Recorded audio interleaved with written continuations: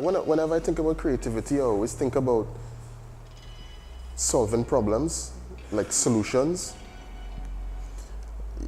because that to me is the core of a creative idea. It's bringing something to bear where there was nothing before, in a sense, and it's really about figuring things out to improve a bit of communication, to improve a process, to improve a space, to improve an experience.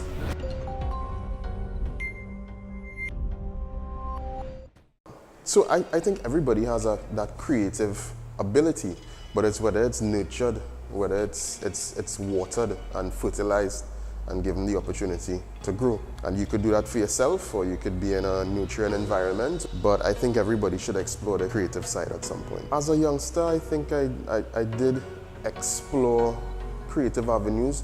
I don't think I looked at myself as a creative person, but I love comic books, for example. I would cut out images from comic books and sort of make them into murals, my own murals, and transform what was in the comic books into a completely different story. So I suppose that was my first interaction with my imagination, but I also read quite a bit. Was always interested in creative things. Obviously, I didn't know anything about creative industry or different jobs you could do or anything like that. But I was always sort of exploring the image, the idea of the image and the idea of design without knowing it was design.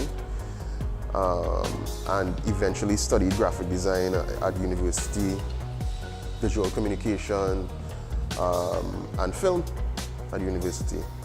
And so that was I suppose the spark, or sort of gave me the tools, even though they weren't really put to use for a long period of time after college. But the groundwork was there. The groundwork was there to eventually lead me to Sustain TNT and green screen.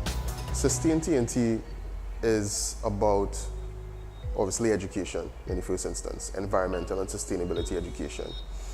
And one of the things that I found when we were first starting up Sustain TNT is that there was a lot of space for, let's call it, creative product within the environmental and sustainability sector. You find that content that's developed around environment is boring, it's dry, it's way above in terms of the technical information, sometimes way above the audience. So the audience is lost, they're bored, target audience for these communications.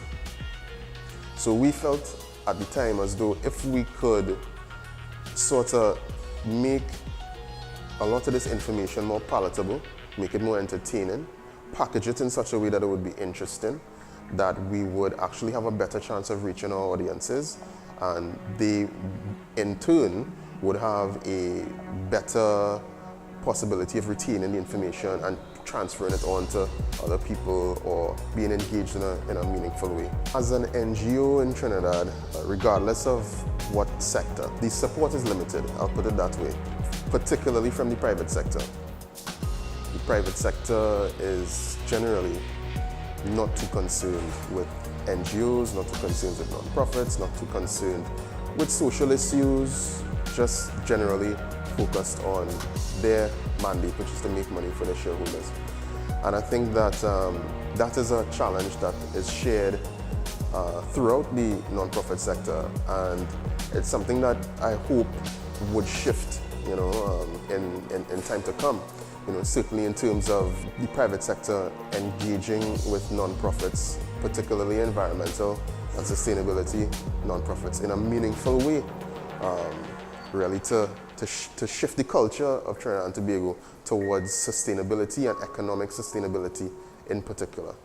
For me, it hasn't been one big success. I don't look at it as one big win, or I can't pinpoint, okay, this was the huge moment that transformed, the organization, and my trajectory in terms of my professional life or anything like that. It's more like incredibly incremental and a whole series of small wins and small buy-ins. It's not a magic bullet. You know, it's a slog. You know, you keep going, keep going, keep going, and little wins, little wins, little wins. That ends up being a big win in the end. The creative sector in Trinidad and Tobago is at a turning point.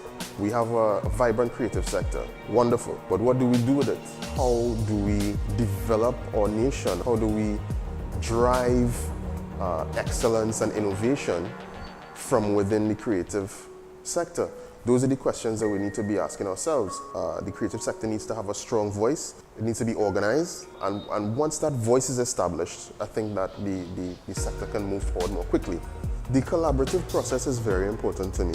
I believe in community a lot. I believe in collaboration and cross-pollination of ideas.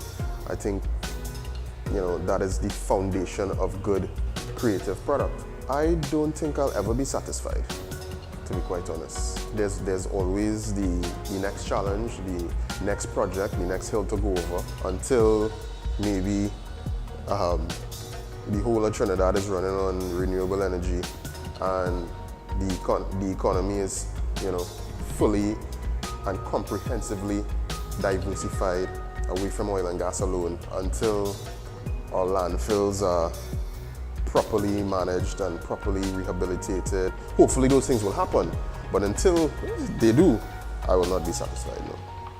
My name is Carver Bacchus, and in a big box of crayons, I would be local green.